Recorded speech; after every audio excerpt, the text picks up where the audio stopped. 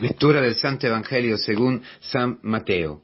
En aquel tiempo dijo Jesús a sus discípulos: Vosotros oíd lo que significa la parábola del sembrador. Si uno escucha la palabra del reino sin entenderla, viene el maligno y roba lo sembrado en su corazón. Eso significa lo sembrado al borde del camino. Lo sembrado en terreno pedregoso significa el que la escucha y la acepta enseguida con alegría, pero no tiene raíces, es inconstante y en cuanto viene una dificultad o persecución por la palabra, sucumbe. Lo sembrado entre zarzas significa el que escucha la palabra, pero los afanes de la vida y la seducción de las riquezas la ahogan y se queda estéril. Lo sembrado en tierra buena significa el que escucha la palabra y la entiende. Ese dará fruto y producirá 100 o 60 o 30 por uno. Queridos hermanos, hoy el Señor nos hace una homilía en la intimidad de la iglesia, en la intimidad de nuestra comunidad, sobre la parábola del sembrador. Y atrás de esta parábola yo veo claramente la figura de Salomón. Salomón que se ha dado cuenta que no podía gobernar el pueblo. Salomón era joven y se veía allí puesto a la cabeza de un pueblo difícil para gobernar. Y cuando Dios le pregunta qué quiere de él, Salomón enseguida contesta: la sabiduría. No quiero nada más que la sabiduría. Tu sabiduría, Señor. Y el Señor le acuerda la sabiduría. Le dona la sabiduría, y con la sabiduría todos los bienes, las riquezas, etc. Y si leéis el libro de la sabiduría, os aconsejo en el verano, para quien está en el verano, todos, leer despacito los libros sapienciales, la sabiduría, el libro de los proverbios, leerlo, meditarlo. Salomón habla de la sabiduría como de su esposa. Él ha escogido la sabiduría como su esposa, como lo más importante para su vida, lo único importante para su vida. Porque la sabiduría llena la vida, la sabiduría da sentido a la vida, la sabiduría abre los ojos, abre el oído. La sabiduría te hace discernir la historia como un plan maravilloso de Dios. La sabiduría, hermanos queridos, te hace ver la cruz como el signo de salvación. No te escandalizas, como dice hoy la palabra, frente a la persecución, a causa de la palabra, a causa de Cristo.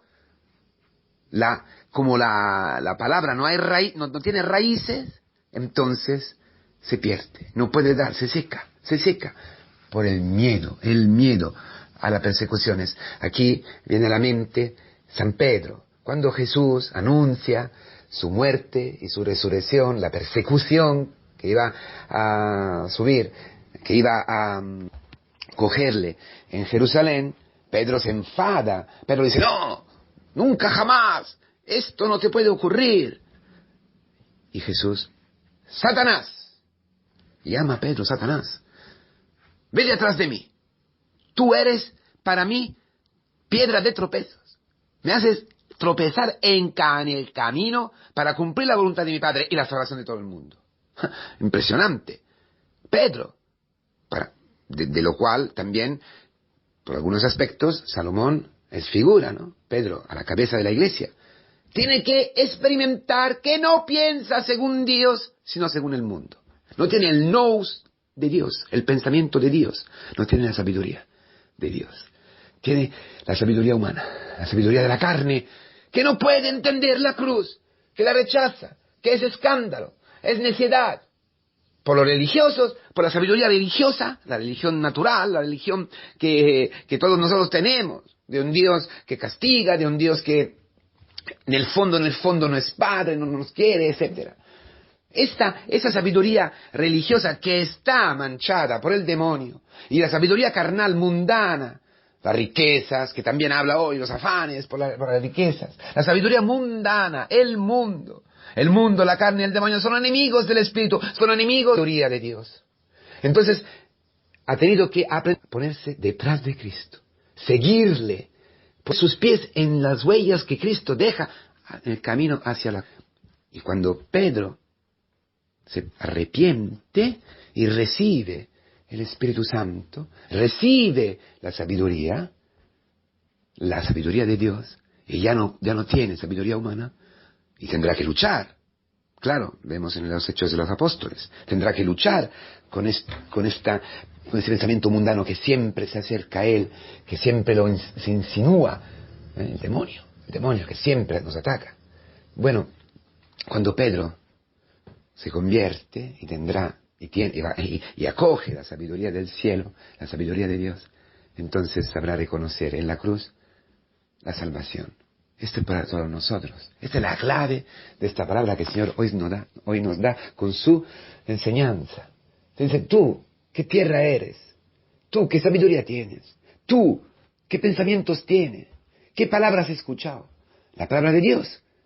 La palabra hecha carne, que es Cristo, que para los evangelios es la sabiduría hecha carne. Es tu esposa. La sabiduría es tu esposa. Como dice el Cantar de los Cantares, has buscado la sabiduría, has buscado tu amado, lo has abrazado, porque la palabra entender quiere decir abrazar, también quiere decir abrazar, acoger y abrazar, estreñir, no dejar nunca jamás al esposo, al amado de tu corazón, que es Cristo, que es la sabiduría. ¿Ves? ¿Es esto o no? ¿Vives así o no? O tú, frente a las 3 tentaciones en el desierto, que ha tenido que sufrir Jesucristo, con las cuales ha tenido que luchar Jesucristo, que también esas 3 tentaciones están detrás de estos 3 tipos de terrenos, la estrada, el camino, las piedras y las espinas, el pan, las seguridades, ¿verdad? La historia, no aceptar la historia y los ídolos de este mundo, el poder, bueno, todo el éxito, el ser importante para tu mujer, el ser importante por tu parroquia, el ser importante por tus hijos, que te respeten, que te entiendan. Tu ser viene del poder, tu ser viene de que la historia vaya como tú quieras que vaya, que todo se haga como tú piensas, que todo sea según tus esquemas, ¿o qué? O la vida te viene que tienes el pan, que tienes dinero, que tiene asegurado tu presente, tu futuro. ¿Qué es? Si es así, entonces ya el Señor te lo explica muy claramente. La palabra no puede entrar en ti, no puede dar fruto. Cristo no es tu esposa. Cristo, tú no estás casado con Cristo. Cristo no se puede unir a ti. Tú no estás abrazando a Cristo. Tú lo escuchas. Porque es interesante, escucha la palabra, la primera, en la estrada, en el camino. Escucha la palabra. Pero en el corazón, donde el demonio llega para su mentira, que Dios no te quiere, que esta historia es horrorosa, que no puedes vivir en esta precariedad, en esta enfermedad, con tus hijos, que no tienes dinero, etc. Enseguida, desde el corazón te la roba. O las preocupaciones, los afanes de la vida, los agobios de la vida. Todo mentira. Dice el Señor, ¿por qué os estáis preocupando? ¿Cómo comer? ¿Qué vas a comer? ¿Qué vais a comer? ¿Con qué os vais a vestir? El Señor no provee por ti. No provee. No lo has experimentado. Porque todavía estás preocupado. Te dice el Señor hoy. Las persecuciones. Si las persecuciones es porque tú tienes la verdad. Claro que si tú tienes la sabiduría de Cristo, si tú tienes la palabra dentro de ti, vendrán persecuciones porque el mundo no la acepta. Porque el mundo te dirá, no, es una mentira, hay que rebelarse, hay que divorciar, hay que echar las personas molestas, hay que cortar con esta persona, cargar con el pecado, abrirse a la vida, perdonar, entrar en esta precariedad, vivir sin saber si mañana tengo dinero o no. ¿Esto es vivir? Dice a un joven, ¿no? A un joven. Salomón era joven. Era joven como Samuel, como el profeta Samuel. Ha sido escogido, llamado. Esto para todos los jóvenes. Esta palabra es también para los jóvenes. Todos tenemos que bajar. Esto es lo que dice el Señor. Tenemos que hacer un camino, el camino de Pedro. Un camino de humillación, un camino de conversión. Bajar, para poder decir, como Pedro, no he pescado nada, no sé nada, no entiendo nada. Pensaba de entender, pensaba que la sabiduría humana me iluminaba la vida, me explicaba las cosas, y no es verdad. No entiendo nada cómo hacer con mi mujer, no entiendo nada qué hacer con mi hijo, ¿verdad?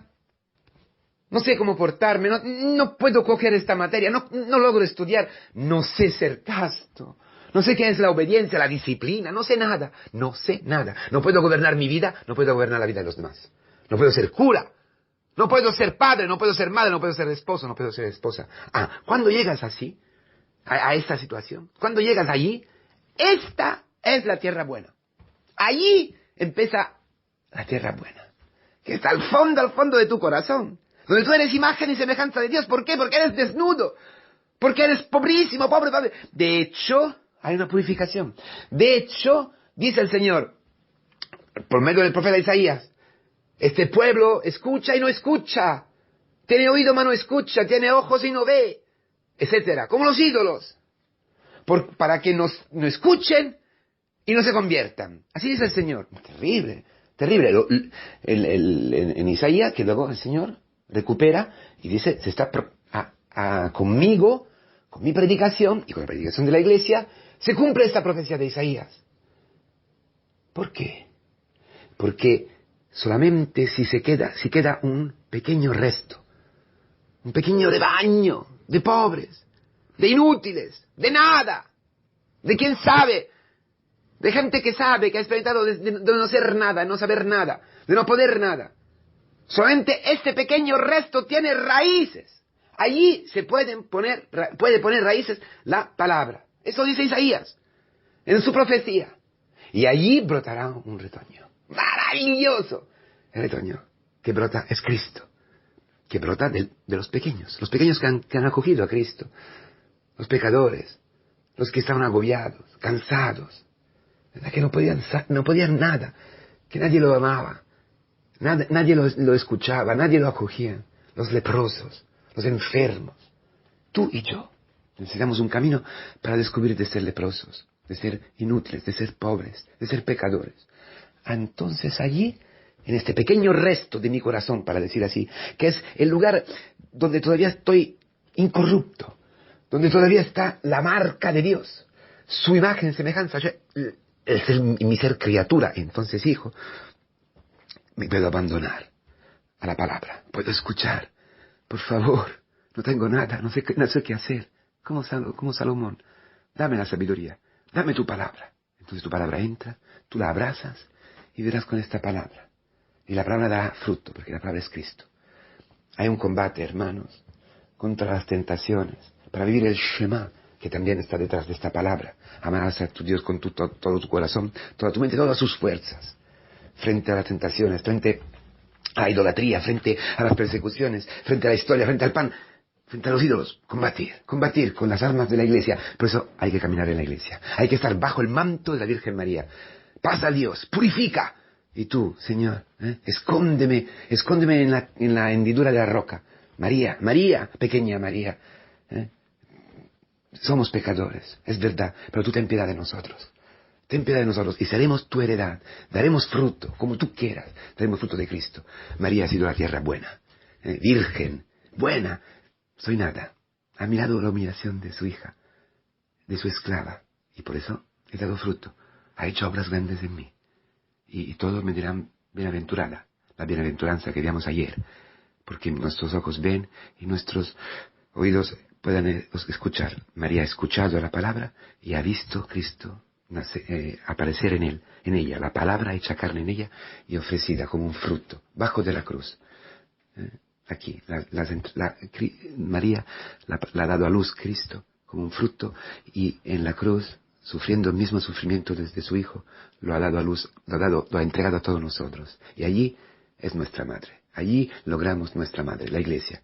De María podemos aprender, rezamos el rosario, escondémonos bajo su manto de misericordia, los sacramentos. Recurrimos a María, rezamos a María, para ser con ella, en la comunidad, en sus entrañas, la tierra buena, humilde, dócil, que escucha la palabra para dar el fruto que Dios ha pensado en el matrimonio, en el trabajo y donde sea, en la misión. Feliz día.